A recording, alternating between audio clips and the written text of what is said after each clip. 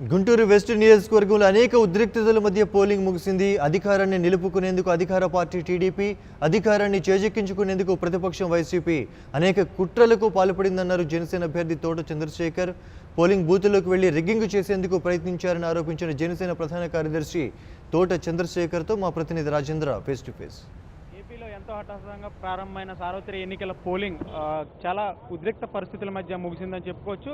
రాష్ట్ర వ్యాప్తంగా చాలా చోట్ల కూడా ఉద్రిక్త పరిస్థితుల్లోనే పోలింగ్ జరిగింది. అయితే దీనికి సంబంధించి గుంటూరు పశ్చిమ నియోజకవర్గ అభ్యర్థి తోట చంద్రశేఖర్ గారు సార్ చెప్పండి, ఈరోజు పోలింగ్ చాలా చోట్ల కూడా ఉద్రిక్త పరిస్థితుల్లో గొడవల మధ్య ముగిసిందని కూడా చెప్పుకోవచ్చు. అయితే పశ్చిమ నియోజకవర్గంలో కూడా చాలా చోట్ల కొన్ని ఉద్రిక్త పరిస్థితులు, కొంచెం రిస్ట్రిక్టెడ్ పోలింగ్ కేంద్రాలు కూడా మనం పరిశీలించారు. మొత్తంగా మీరు అన్ని పోలింగ్ కేంద్రాలను విజిటింగ్ చేశారు, ఎలా జరిగింది? ఈరోజు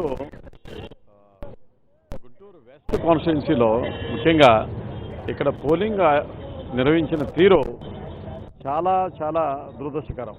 ఎందుకంటే ఈవీఎంలు, ఎలక్ట్రానిక్ ఓటింగ్ మిషన్స్ 12 గంటల దాకా 48 బూత్లో పనిచేయలేదు.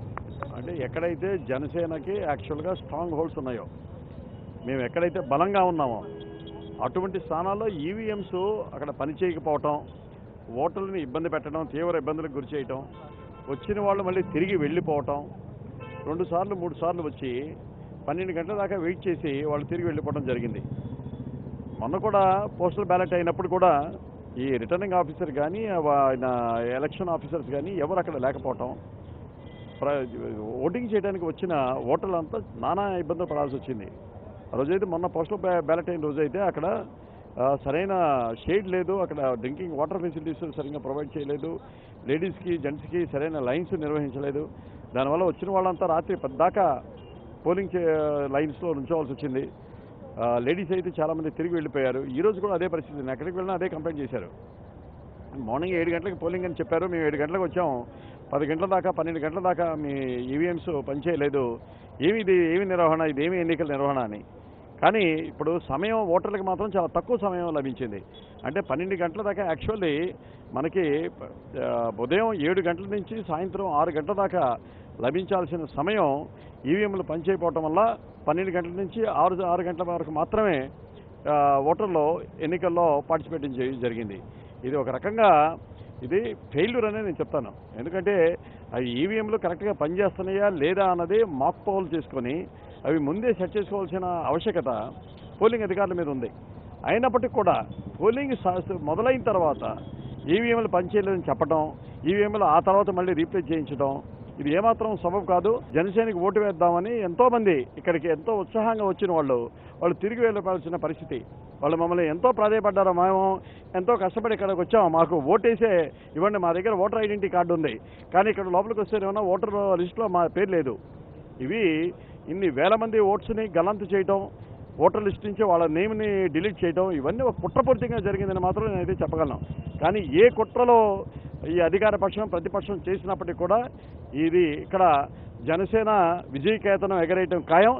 ఈ గుంటూరు పశ్చిమ నియోజకవర్గం మీద జనసేన జెండా తప్పకుండా పదేస్తాం. విజయం సాధించడమే కాదు, ఘన విజయం సాధిస్తానని మాత్రం నేను తప్పకుండా చెప్తున్నాను.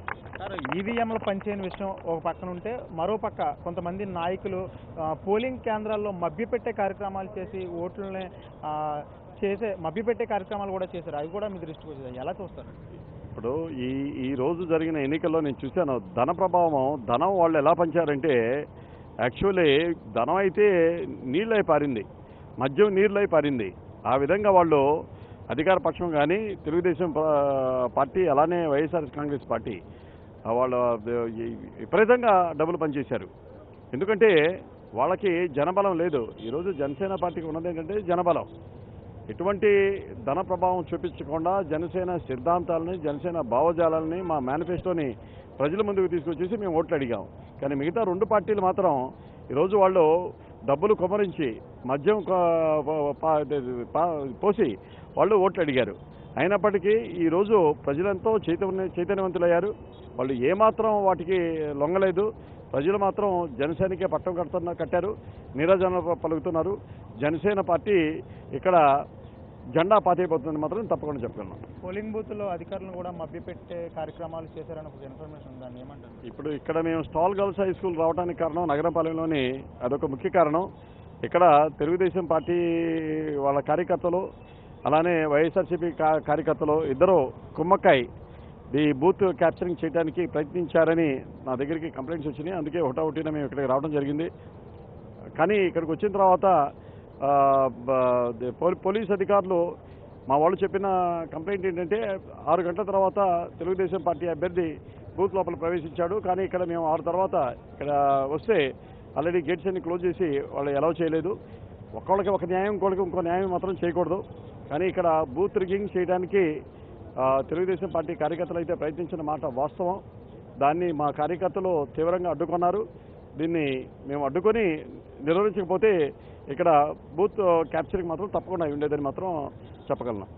అయితే మొత్తంగా ఏపీలో సాగుతున్న ఈ పోలింగ్ సంబంధించి గుంటూరులో పెద్ద ఎత్తున ఓటర్లను ప్రలోభపెట్టే కార్యక్రమాలు కూడా చేపట్టారు. అదేవిధంగా పోలింగ్ కేంద్రాలకు సంబంధించి పోలింగ్ కేంద్రాల్లో పోలింగ్ ఏజెంట్లని అదేవిధంగా అధికారులను కూడా మభ్యపెట్టే కార్యక్రమాలు అధికార ప్రతిపక్ష నాయకులు చేస్తున్నారు. అదే కూడా చాలా పెద్ద ఎత్తున వసతులు కూడా కనీస వసతులు కూడా కల్పించలేకపోయినా ఎన్నికల అధికారులు కూడా కనీస వసతులు కల్పించలేదని చెప్తున్నారు. కెమెరా పర్సన్ ఉపేంద్రతో రాజేంద్ర, 99 టీవీ గుంటూరు.